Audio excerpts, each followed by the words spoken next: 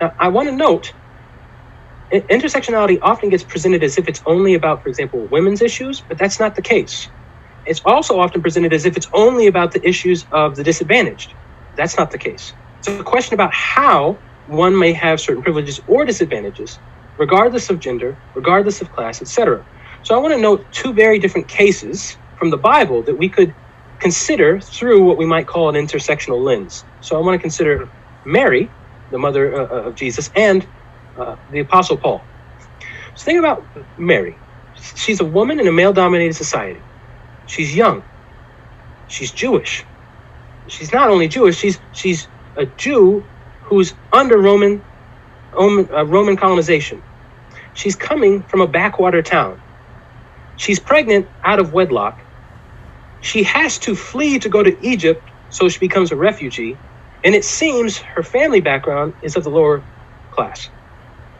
So when you think about somebody like Mary, what you're thinking about is somebody who's not really experiencing much privilege socially, and who is in fact in so many areas of her life experiencing forms of exploitation, domination, subordination, etc.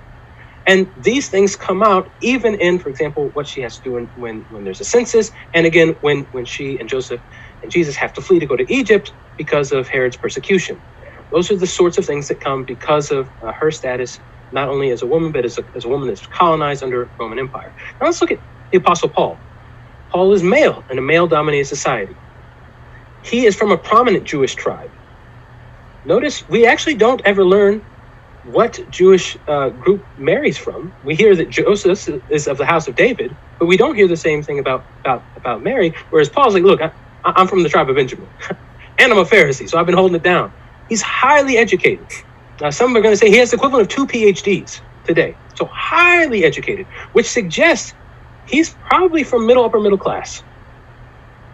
He also has some serious civic religious power. And you see this, for example, in his role in the stoning of Stephen. And he's a Roman citizen.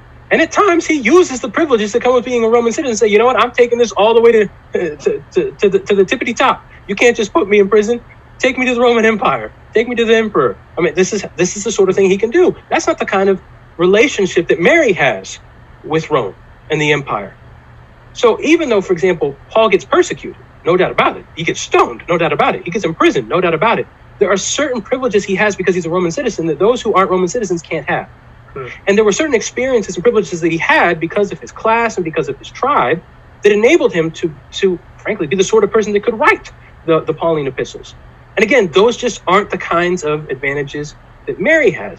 So on an intersectional note, you can, from an intersectional analysis, you can see the different kinds of challenges somebody like Mary is going to face and some of the advantages she might have. But I'm really wanting to emphasize some of the advantages that Paul could have because of his experiences.